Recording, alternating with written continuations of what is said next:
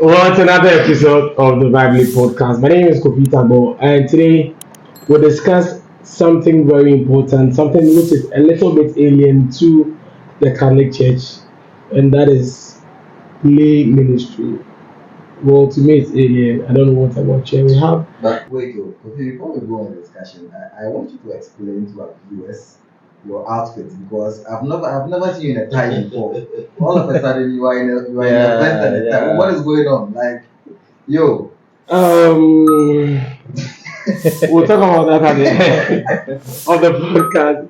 But yeah, guys, today we have a man of God who is not known to be in a clerical as our priest are, but he's touched the lives of many through ministry and is known to be a gospel musician. I call him the Joe Metal of the Catholic Church. Ladies and gentlemen, friends and family, help me welcome onto this podcast for the very first time, Apostle Peter Owusu. Wow. So, Charles is going to give you we have a greeting. greeting. We have a special greeting. But they must have a banana punch it. Then I now punch your hand. Okay. Then you punch my hand again. Then we shake. Sharp. Punch, greet. Shake. Then shake. Smart guy. And I think we should hear from his own mouth. Apostle, aside was a god you do. So professional. I'm a nurse. I'm a graduate nurse, but I haven't practiced that for long. At a point, I was a tutor in some nursing schools. I stopped. Currently, I do Uber. Yeah, I write books sometimes. I MC sometimes. I preach sometimes. I speak sometimes. Plenty. Man of many talents. Wow. And before we delve into the podcast proper, yeah.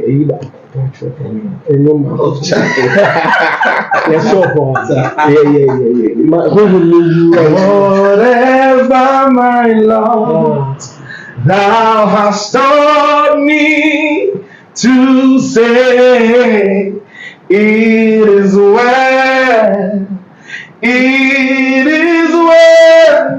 with your soul. It is well, Charlie. Powerful.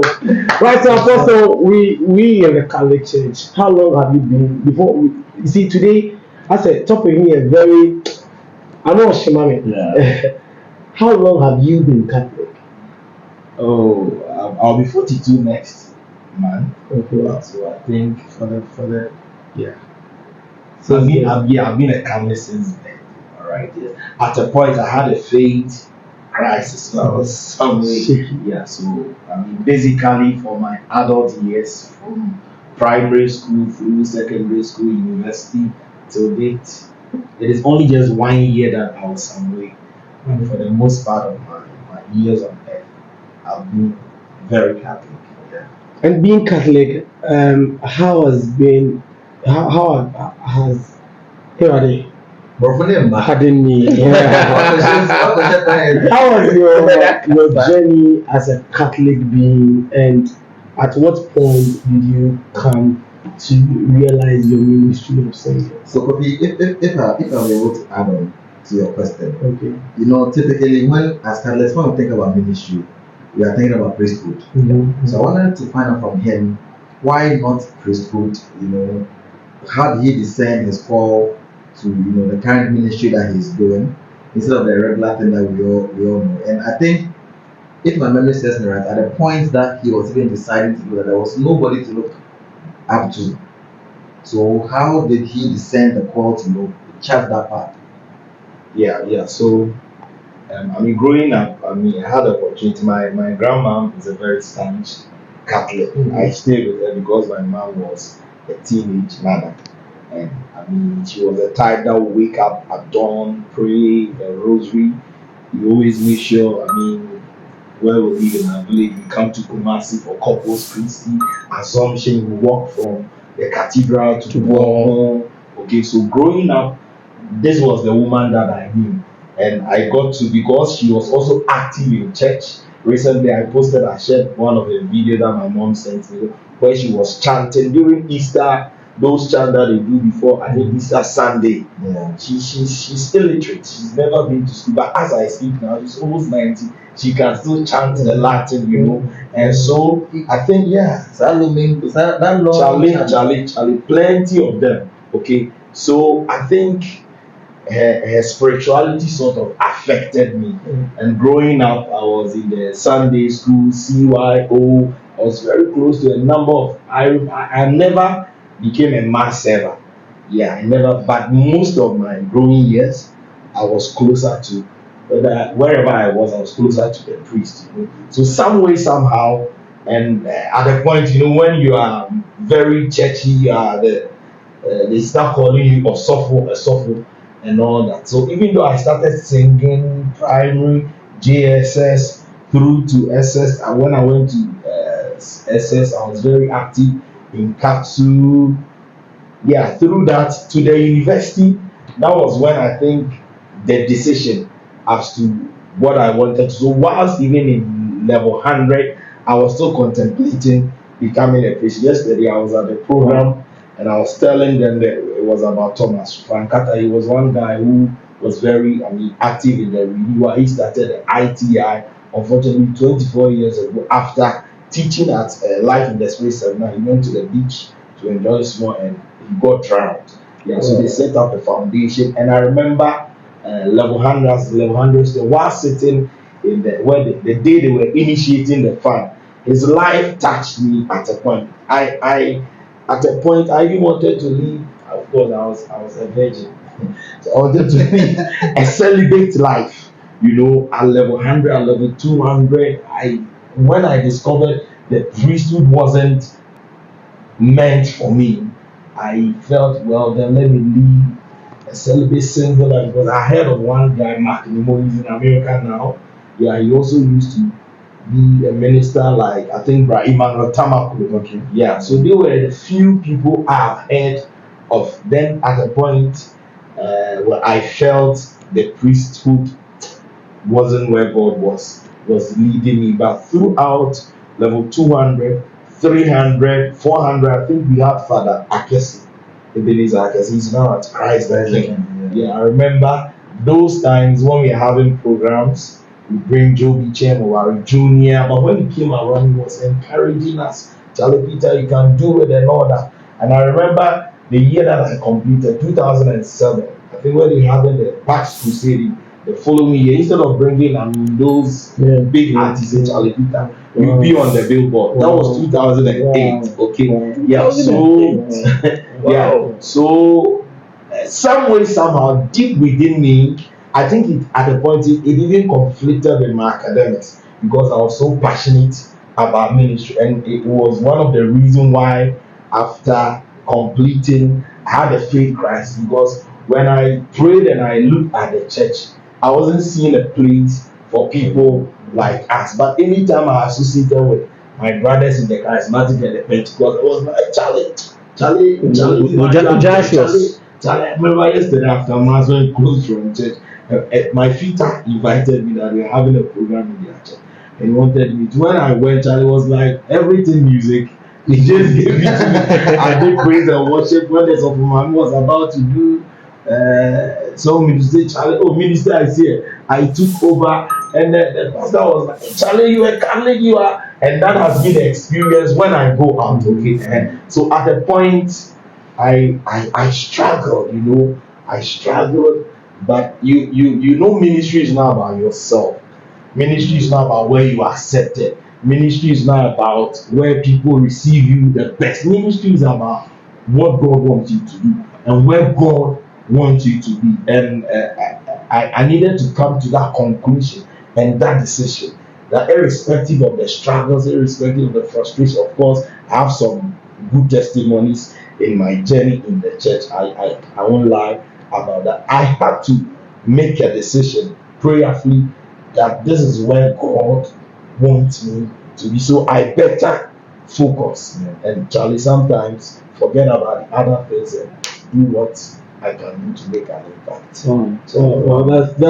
Charlie. That's powerful. Yeah, That's powerful. And I think that you've been a pace setter when it comes to this ministry. What would you call it? Is it singing ministry, music ministry, or apostolate ministry? Well, I would say maybe the contemporary music ministry, like I said, Brahima has been Oh, doing yes, my it. Sunday school teacher. Yes. Yes. Simple. Okay, so he is one of my spiritual, I'll say, fathers, my godfathers, when it comes to the lay. So he and one Brother Paul, to his name, a music minister.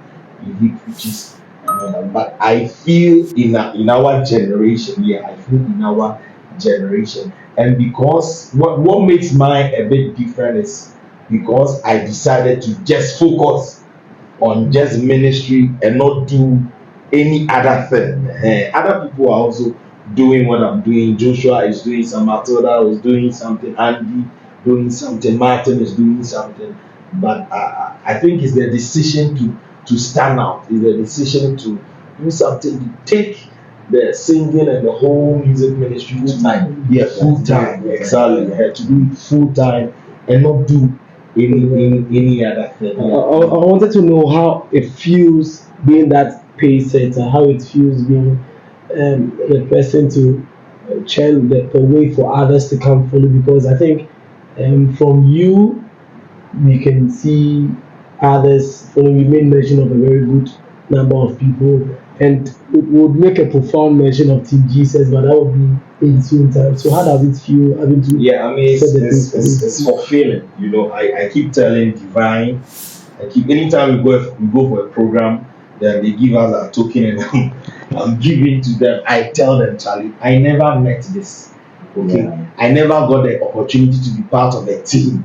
Now this week I'm supposed to be at St. Rose's, okay, for a program where Kwikuta is coming.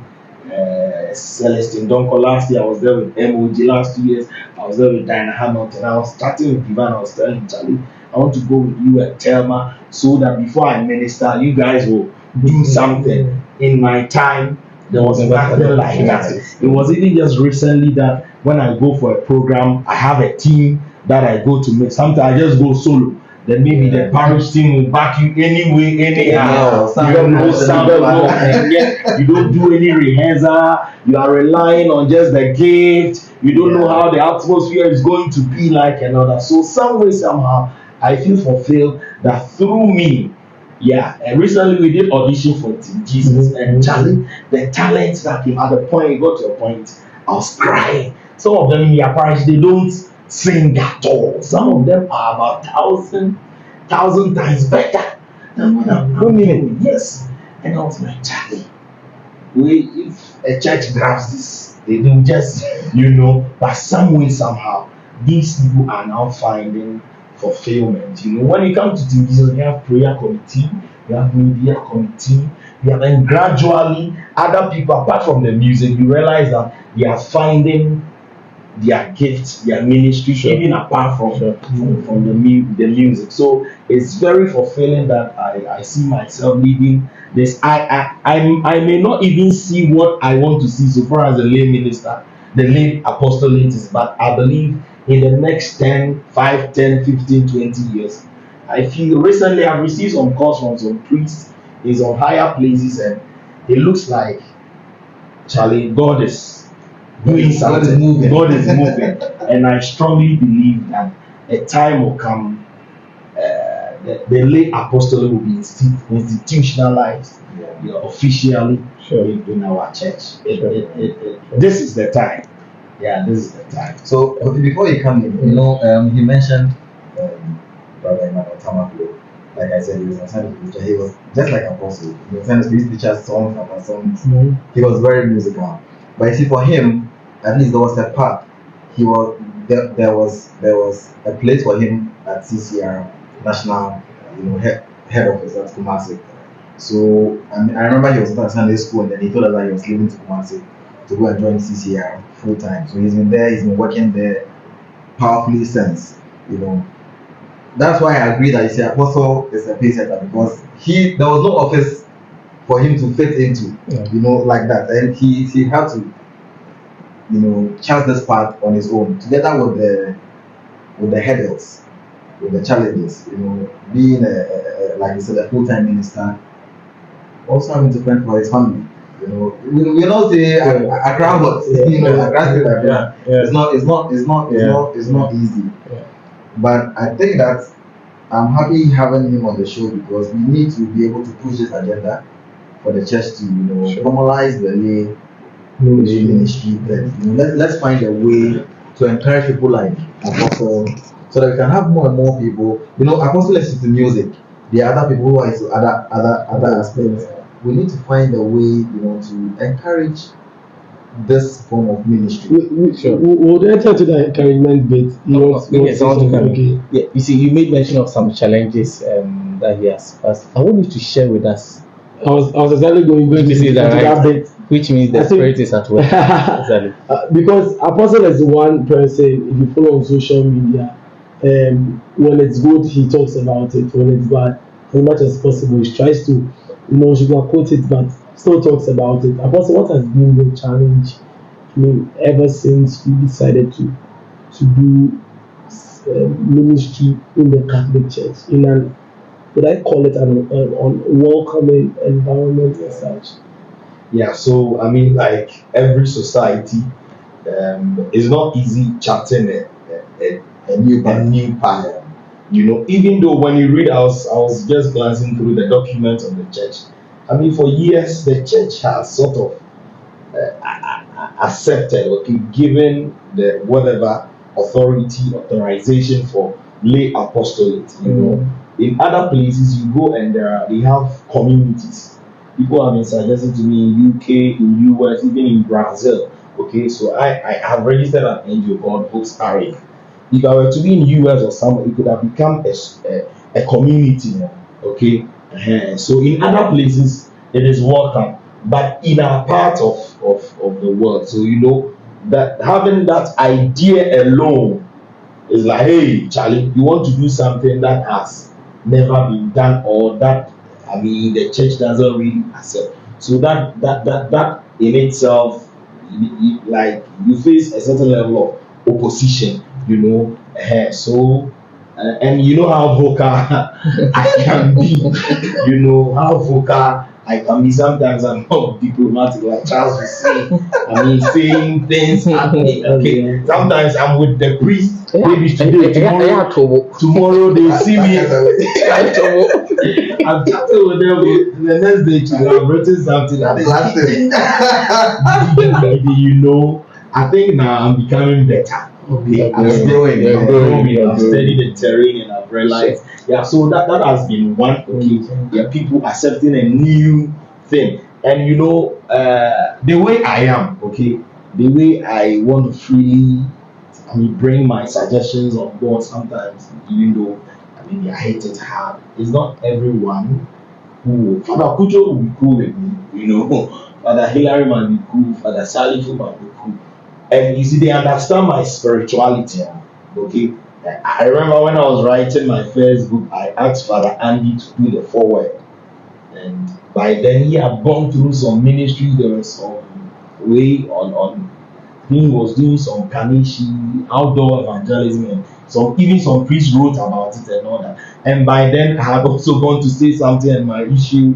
Okay, so he said, "Hey, Charlie, I don't want to go and write your forward." And people were but Father Pujo was ready to write it for me. Okay, and I even believe, that at a point in my life, if I had gone to Father Pujo, Father Salifu, Father, I told them, Father, I feel God wants me to leave the church. So say good. They will, yes, but they will bless me. Exactly. But not every other person will understand that. So that has been the number one challenge. The second one has been, financial. Taking this path. For about 15 years of my life, have I ever even taken a salary? No. 15 years. I finished my rotation national service 2008. I did some teaching.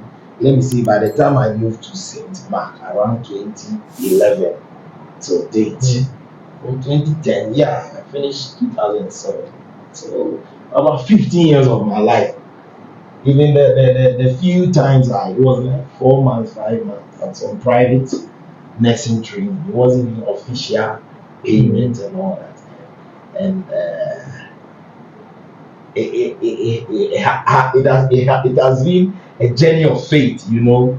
It has been a journey. How was God going to provide? But it looks as if at every stage of my life, God brings helpers.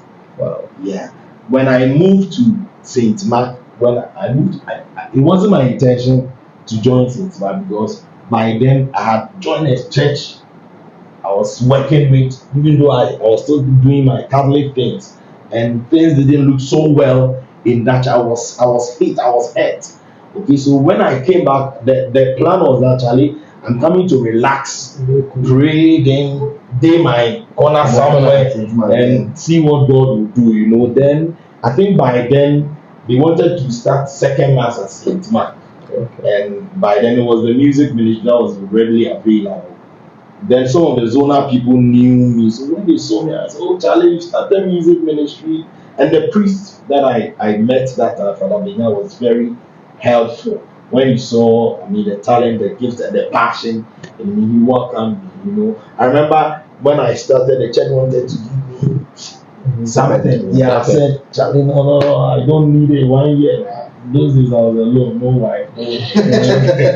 Chop your diary, you are okay, you are cool." But Father was helping. Other parishioners, I remember today I was just thinking, there was one time, Auntie Jennifer, sorry I'm mentioning her name. There was one time he called me and said, one time I was singing in church, then her daughter, I think he's now in SSS, she went to the mother and said, "No, the way Uncle Peter has been singing. And don't you think every man when you take your baby, and this man go, and this man did it. In months that you know, you come and Thank you that I forgot. they know that, and then they knew. Okay, I remember there was one time I was singing at 31st night, and every year I change my Sunday offering, my collection. That whilst I was going for the 31st Vigil Mass, I had planned that the following year, this was the offering I was going to be given, you know. Whilst I was singing, a Nigerian man walked to me, and the money he put in my pocket was the offering for the next month, January, for all the Sundays in January, you know. Charles is here. He's been one of my sponsors, my benefactors. Okay. Charlie, I maybe I should make this official. Make it official. Charlie, we shouldn't wait for people to die before we come say certain things. If I had about 10 Charles in my life, don't worry, I'm coming.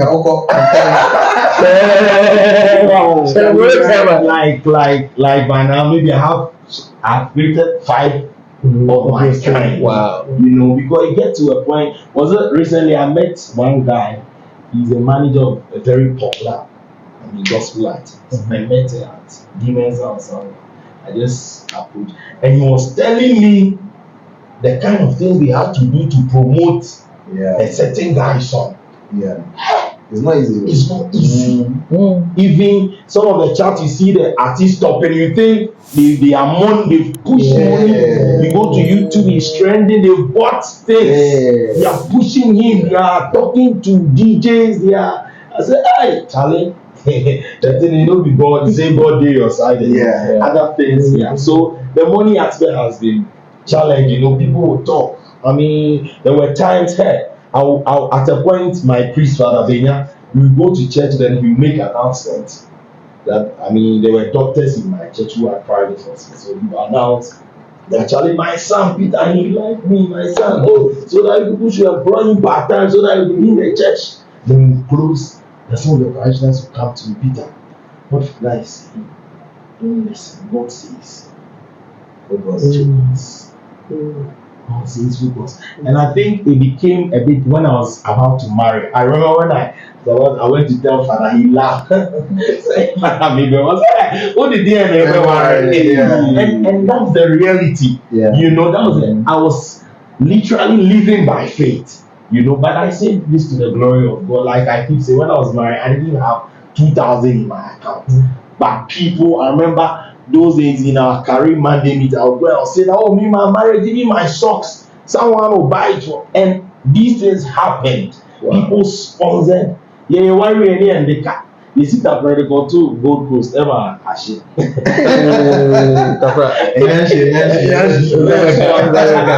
You know, so yes, that has been, it's been, there was one time, there's this friend of mine who was working at KPMG, okay, and he linked his salary to my account. So he was like, he was paying tight. Anytime his salary drops, now so there, you know. So yes, it's been tough, it's been some way, but God has been faithful.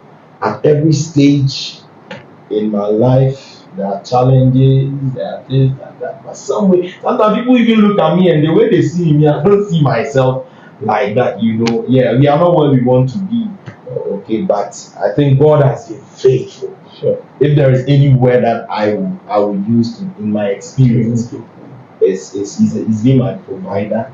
It's been faithful at every stage of my life. But some of my priests too have been amazing. There were times people like Father Pujo, Father Hilary, Father Salif. There were times when I see Father Pujo, I have to buy it. But the moment he sees me, he will give me more. The moment when I name my sign after him, Father, there were times we go for programs, you hand over my envelope to me, give his to him.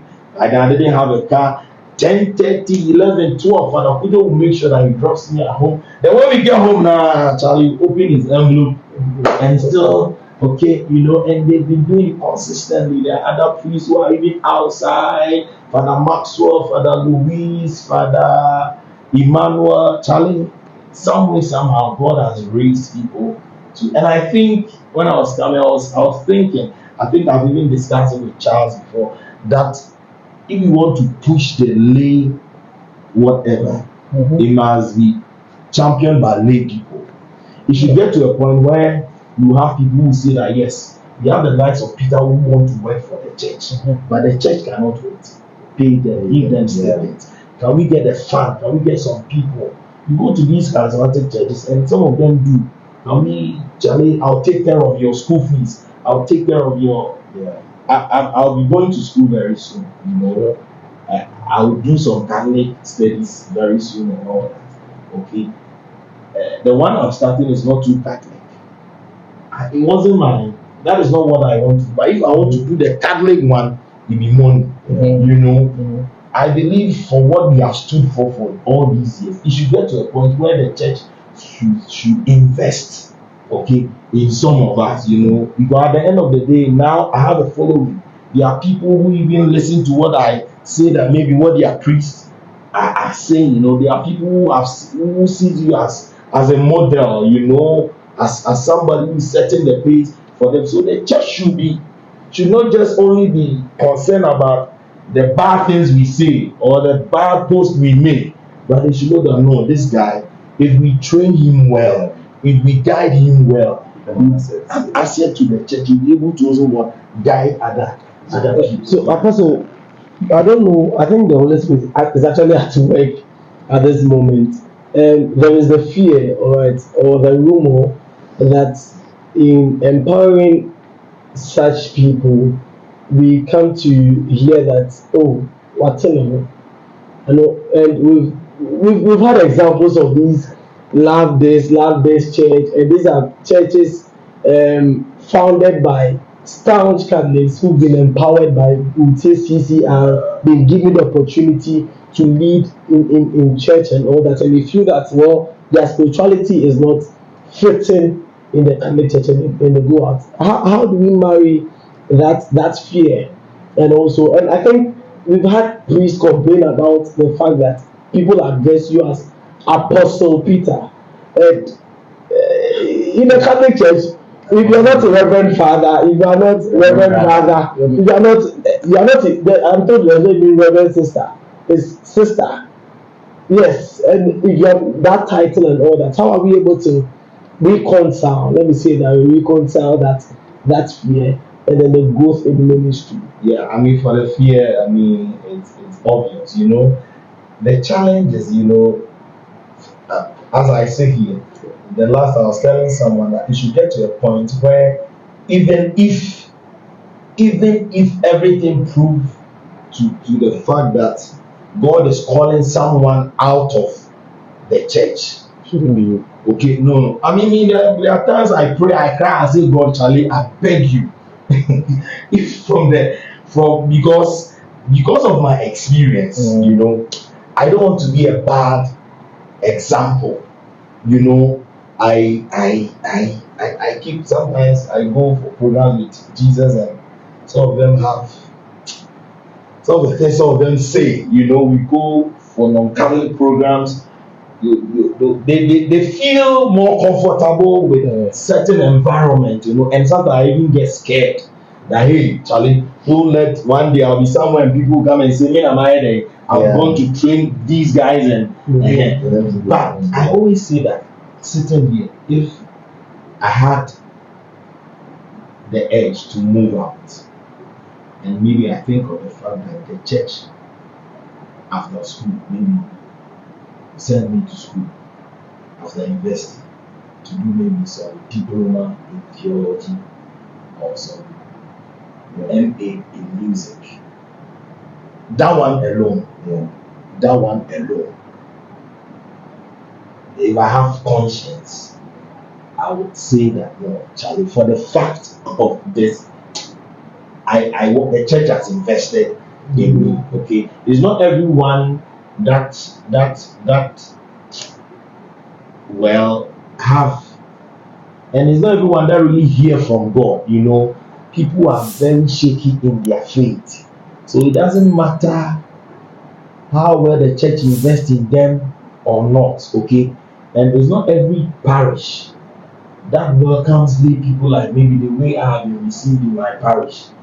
I keep saying that I have also thrived because I'm a bit multi-talented. So I'm preaching, I'm doing youth, I'm MC, I'm writing books, and so at every point in time I'm engaged doing something.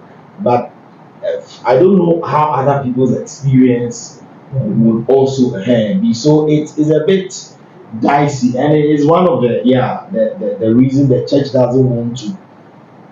But I've come to there's a way we do ministry the Catholic way. Okay, there are times you are going to sing at a place and people bring some songs, Charlie. This song, we don't sing for Catholic church. There should be guidelines, for healing. I know there's healing and deliverance in the charismatic renewal and all that. Was it yesterday that my wife was saying, hey, now these days everybody is apostle. They say apostle this, even in my parish, apostle this. Those days when they did poster and my name minister, I remember there was one time there was even minister, hey, who made you a minister? Who did this? But now I'll be hiding somewhere in church and the priest will shout from the side, Apostle Peter. Okay, I think we need to be consistent. People will trust you for your reputation, okay, for your faithfulness. There was a point, was it when I was even married? They were saying, why not I had Jaya, sorry. When I was writing a book, I remember one priest told me, they say you want to write a book, get money so that you go and buy musical. In October, I'll be 10 years. So ever since I haven't left the church, I still did. So that it's somewhere. Yes, it's true. There are some people. Whatever you do to them, they will leave. Maybe they've made up their mind. They are not so grounded. And I believe, you see, sometimes it's better some people even go. They are if they are around, Charlie, they cause more commotion. They are confusing more people, and I don't think it's everyone that has his ministry in the Catholic church. It is painful. It hurts that you see someone so talented, so gifted, and all of a sudden, Charlie, but all of them have left and they are still struggling. So that one should not discourage our people to say that because of that we won't invest in these guys. I want to add to what Peter is saying. You see, we what you're saying is very real. That fear is very real. But in life in general, you cannot let fear hold you back. you cannot let fear hold you back from doing any good that you want to do, especially when it comes to impacting the life of somebody. You see, we are a church. That's the underlying principle. So even if the church invests in somebody and the person leaves, and actually we've done our part as Christians. And to me, funny enough, I've been thinking in this direction that you see, it's about time. You know, a group of us have been preaching against Scientology, against projects, because it's very capital intensive. It's about time the church, shifts from putting up structures, expensive structures, to investing in the people. Yes. See, if the church needs 5 people for something, let the church invest in 10 people. So you can say, even if people go cry, that is, I think, the way we should go. We should be deliberate. Do you get it? I think that's where we need to go, because I don't know why we are not learning from the West. They invested heavily in real estate. What happened? The churches are empty. They have to sell it. Some are now nightclubs, some are now mosques. Yeah, I saw some video on TikTok. The Muslim was proud that they bought a number of churches. Do you get it? So we should move away from that and invest in people, not just even people who are into ministry, like you. Oh, Kofi, what do you want to do? Oh, I want to go to law school. We'll push you. Oh, Elvis, what do you want to do? We have to invest in the people, and we have to be intentional about it. You see, like Apostle was saying, if there's a I'm an engineer, so I'm tempted to say standard operating principle, and SOP. If there was a guide, a step 1, a step 2, a step 3, governing, like his ministry, it will reduce. It will not eliminate exactly, but it will reduce those kind of fears, or reduce those kind of occurrences of people we investing in them and then they leave it. First of all, who qualifies to be invested in? Like he said, is the person grounded? Is this somebody who we feel has a love of the church in his heart? Once we are able to, pick those things, then there's a procedure. Okay, so let's do this. Of course, maybe like he's saying, there's an expensive course and there's a cheaper one. Let's push him with the cheaper one. Let's see how we push him there. Oh, it comes back. The results positive. Okay, then let's move into the next level of the higher. I think Charles is getting very passionate about, and this is actually springing a lot of thoughts into my mind right now, and it's one that we can discuss at length. Right. However, right now I want us to delve into the solution. Apostle, we've looked at the challenges that is happening. We have a lot of talents in the church. We have instrumentalists who are dropouts and have been pushed by other churches to come play for them, and they are going to be given the scholarships and all that. What do you think is the solution to the challenge of ministry in the church? When we say ministry, we're talking about lay ministry. What do you think the church should now have look at? So I think what we are doing is just today I got a call from Nicholas UPS. They said this Sunday we want to have a discussion why the topic is why people are leaving in the church for like Dr. Mensah with them, myself, Tony Dennis. I mean, the conversation should be intensified. Okay, whatever any opportunity we get, we should keep pushing it. I keep saying that there should be a point where our chaplains in our tertiary institutions, okay, should begin to intentionally identify talent. I mean, sometimes they are talented, but you see that there are some of them who are certain. You see Peter, you see Kofi, you see this guy, you see Elvis. Before they leave school, there should be a way to run a plan that from Legon this year, these are students we know can do well in their parishes. We have a database of them. So even before you finish school and you go to your home parish, there's been a talk between your chaplain and even your local that actually this guy is come, this is how he is. We should get a database of the people. Okay. Then where can we push them? I think we should start creating some small offices. Okay, the course I'm going to do is related to counseling. I've been doing counseling, I've been writing, I think the church should find a way to create, of course, still train. Okay, so that if you're a priest and an issue that has to do with career comes to you, and you don't have the know-how, you know where to go. Let this guy go here. And these are people we've trained, okay, so that we create these mini. Sometimes, I did not mean that I'm a very busy guy. Sometimes I just be in the house and you are not doing anything. But actually, I have things I mean, give direction I can give to people, lessons I've learned I can share with people. If maybe I'm working at Lagos, maybe Lagos youth, whatever, career, whatever, and from Tuesday to Thursday, at least I'm there. Students who have issues and the priest cannot attend to them, they can come to me. At the end of the day, Charlie, I get some 2,000, 1,500 for fuel. I'll be fulfilled. So that is. I think as part of our budget or whatever, we should also prioritize laying.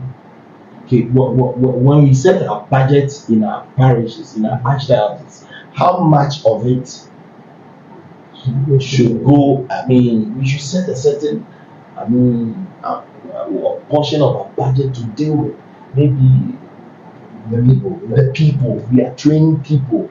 You go to most parishes and it's like we have issues with keyboardists. It's either the guy you are poaching him from another parish.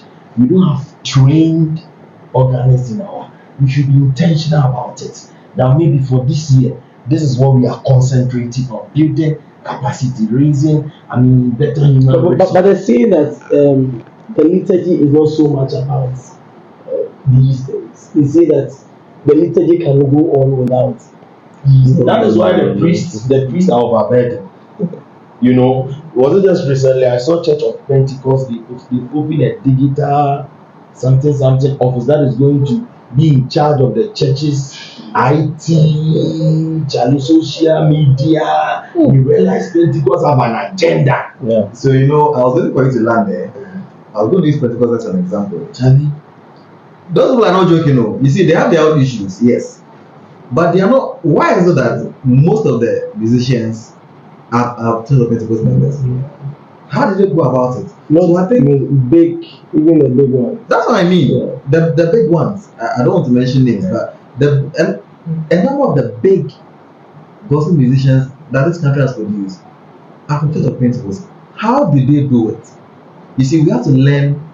But that's where the liturgy, the doctrines of the church. No, that is true. You see, the church is centered on the Holy Eucharist.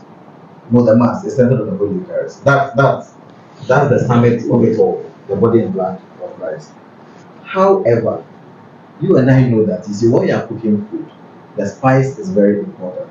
It's not the main food, but the spice is very important. So if you want your food to taste well, you need to concentrate on your spice. These are the spices that we can use to, I don't want to say better because you can't better the body and blood of Christ, but we can use it to better the experience, so that especially as the youth who are, as we say on this show, young and foolish, we can have some level of the word is not coming. We can have some level of engagement when we go to Mass, because when you are young, if it will be anywhere, you see, that will change your youthfulness. It's a part that you have to go through. So yes, the Eucharist is supreme. Our liturgy is not about singing and those things. However, it's an essential spice that we have to look at. Well, I just came in. I just chipped in that in, and for me, I believe so much that we have talents, and these talents are being proved also. Of course, I think there's a very delicate topic we touched on, and I want us to wrap up with. You briefly touched on the part where we should budget them, or the lay faithful in there. Should lay ministers be paid showed the one coming to sing. I think Apostle has been on a lot of bills in the Catholic Church.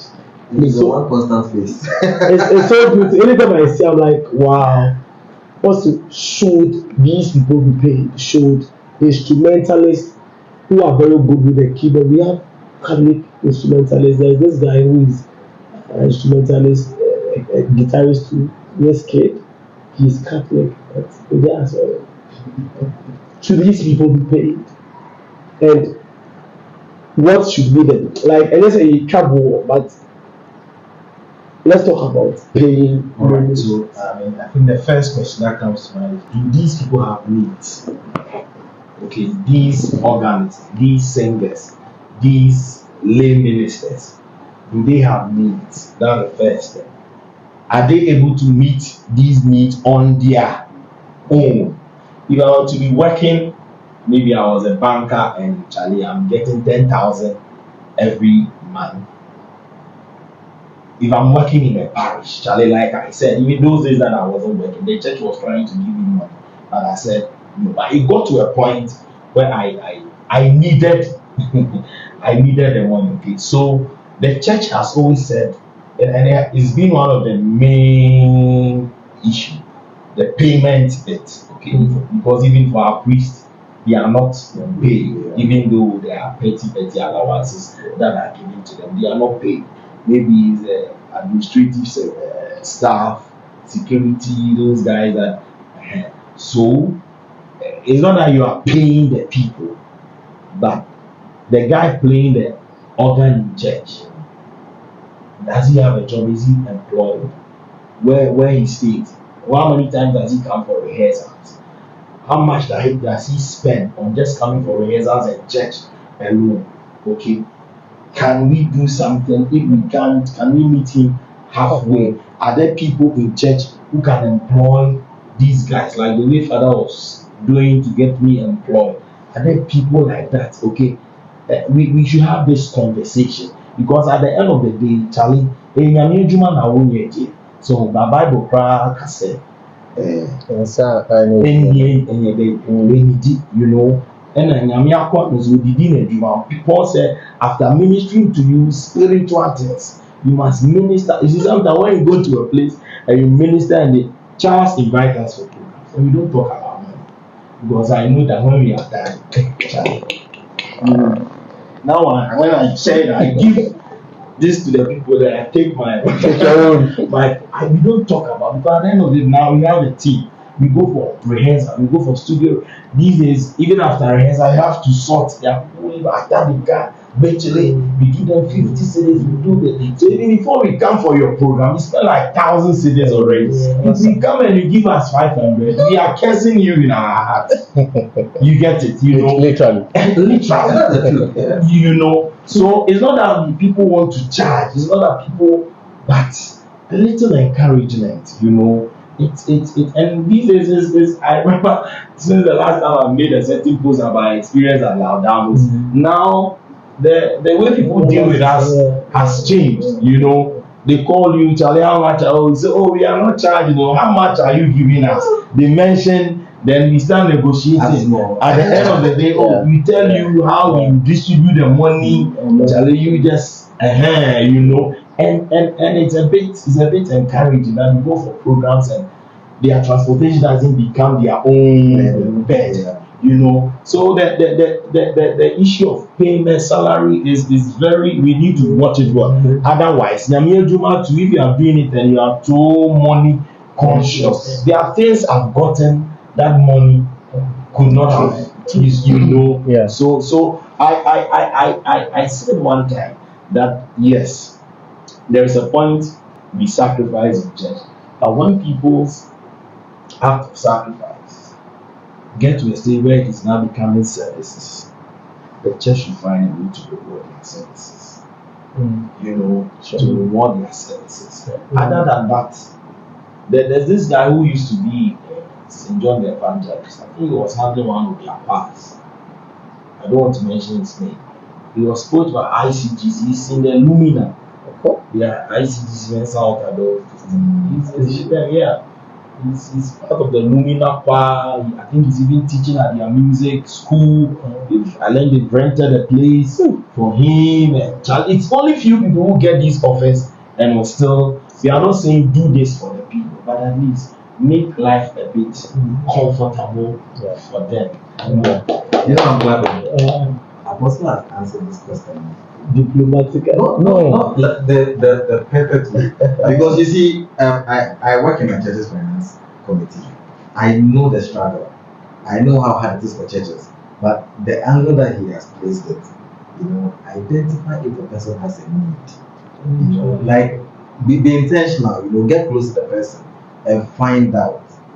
Funny enough, the church that we are praising, there's this issue where the chairman is saying that the instrumentalist should be paid. So I guess it's a conversation that is not just like you go to Lighthouse, it will tell you this church in our church, if you are keyboardist and you want to be paid, there are plenty churches here. Go. It is their principle. Instrumentalists are not paid, but I'm sure some way somehow maybe they've employed them in something. They fix them.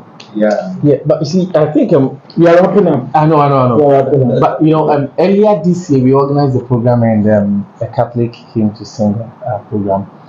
And see, I'm saying this to buttress the point that some priests, they acknowledge what some of you are doing and try to give you something for you to be appreciative about. So we invited him after the program. We gave him money. When we went to him, he called and said, "Wow, I have never received such a token from a Catholic church.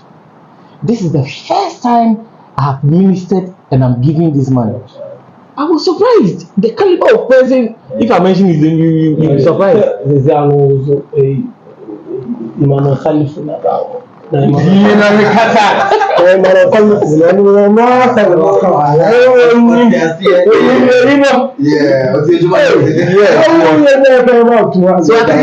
think if we get a number of these priests who acknowledge that. These priests have been mentioned a couple of times. You see, I think that our priests are different in their own ways, and that's a topic of. I think that we are wrapping up. We are wrapping up. Yes, I think your last word. Before my last. No, your last word. So before I'm the executive police, I can't think what. Before my last words, right? I think that in as much as sometimes you get bashed for your approach, it works. You have subconsciously tuned our minds to the fact that we need to take care of people like you. Sure. And like you yourself said the last time when you made a post about one program that you went, it has caused a certain change. Yeah. So I think it works. Even though you may receive passion for it, subconsciously, you see, it is working. Now my last comment. Your last comment. So I think that from the conversation, I can just gather that we just have to be intentional. We have to just put some brains together and come up with a framework, so that we still do it within the spirit of Catholicism. We just need to be intentional and form a framework. Thank you so much. Charles, your last words. Yeah. So I also think that to Apostle, yes, you are growing, and very soon you grow. And I think you should try as much as possible and fetch out those talents in one way or the other. Let's train them. Let's help them. Starting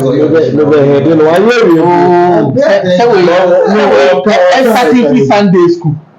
Okay. What's the name of it? Starting free Sunday school.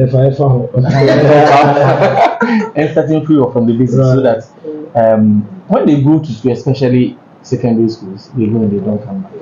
Because people tell them, in my church, this is what happens, or they go elsewhere and experience it, and they don't. I have one guy just by my church. The guy, they play keyboard like something. That's all right. Keyboard. Sorry, keyboard. No. It's a basic. Sorry, that guy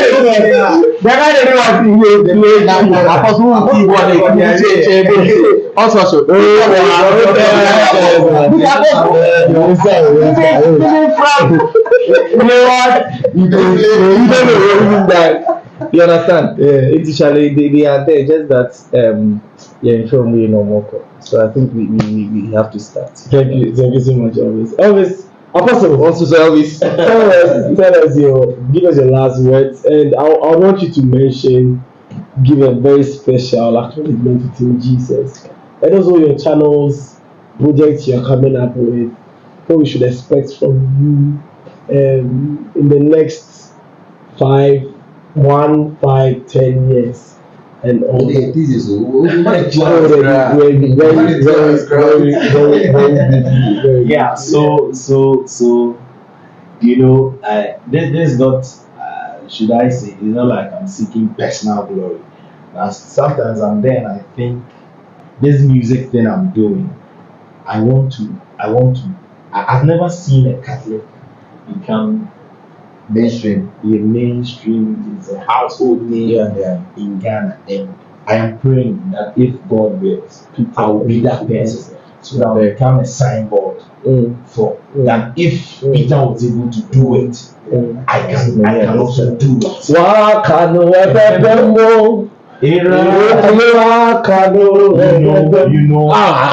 spiritual. And that is why I feel like chances the intentionality. I've been trying to produce an album and it's not been easy. I get stuck. And I believe the church should one day just see that challenge. Let's give this guy 30,000. Let's make for the next 5-10 years. Peter is our music sort of icon. Yeah. Let's push him. We have invested, let's push him. And as they are pushing me, they are giving me other so as part of this package, this is what you are supposed to achieve, like talent development, train parishes, train groups, train music distance, this, that, so that in the next 10 years, I know at least there are 10 apostles that I can create out of. The church should be intentional about this. There's a need. I've been in touch with Legon ever since I left 2007. It's like almost every year I have that link with them. I go there and now Legon is bigger in our time. Okay, I think Legon is now about 1,000 times bigger than when we were there. But in our time when we were doing restoration of back schools, the whole church is filled to capacity, the gallery. Now you go there, they are having similar programs and the church is quarter. Why?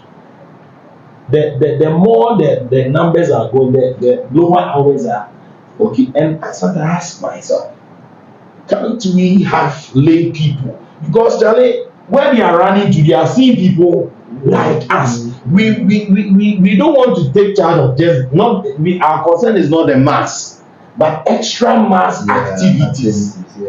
The mass is just 2 hours. You can't catch our people with just 2 hours. But there are other things we can be in charge. It is time the church train people. Some of us, the passion is not the money. It's the fulfillment we get for doing these things. It's not the money. So, Charlie, the church is doing well. We are also pushing that. I believe the church needs to institutionalize this thing. It's like we said, lay people should come on board. We should get a framework like Charles is saying. If the church doesn't have the fund, Charlie, we should get other people who share in this vision. Let's set up a fund or something so that we push people like myself in other areas. Then, Charlie, we will get there. We will get there. So for Team Jesus, we are trying to start an annual program. Maybe this year we might do something. We started a few recordings. Myself, I'm hoping that at least this year I should be able to finish my album. I started a program about 2-3 years ago. I've not been able to do it again. It all boils down to funding and all that. So we entreat people to come on board, to come on board. This is the era of contemporary music. Sure. These are the things that are catching our yes. Let's find a way to do these things in a Catholic way, and I believe we will get somewhere. So, thank you. Great. It's been awesome having you on today's episode of the Bible Podcast. And today we talked about the role of the lay faithful when it comes to ministry. And our icon for today has been Apostle Peter. Thank you so much for joining us. And friends, yes, we come to the end of today's session. We are asking that you believe in young talent in the Catholic Church, you support them, and we are also hoping that you become the stars that you follow on the internet. Right? I'm referring to you. I'm not gonna make them, or they don't make example. Are you referring to you? Oh, baby, send me. Oh, Rabia, brother, Rabia. On that note, follow us on all our Instagram. Follow us on all our social media handles at Catholics for Social Media on Instagram, on Facebook, and X. We are there at Instagram, Facebook, TikTok. TikTok. We are there at Catholic Vibe GH. That's X. Instagram, Facebook. Yeah. TikTok. So take it away. Catholics for Social Media. Alright guys, so we've come to the end of the Bubbly podcast. We are asking that you follow us on all our social media handles. Do want to share and also comment down there whatever you want us to talk about or any comments regarding what we've discussed today. Our social media handles are at Catholics for Social Media on TikTok, on Instagram, and on Facebook, and on X, formerly called Twitter. We are there at Catholic Vibe GH. Yeah. So CSM. Bye. Yeah. Over and out. Over and out. Yeah.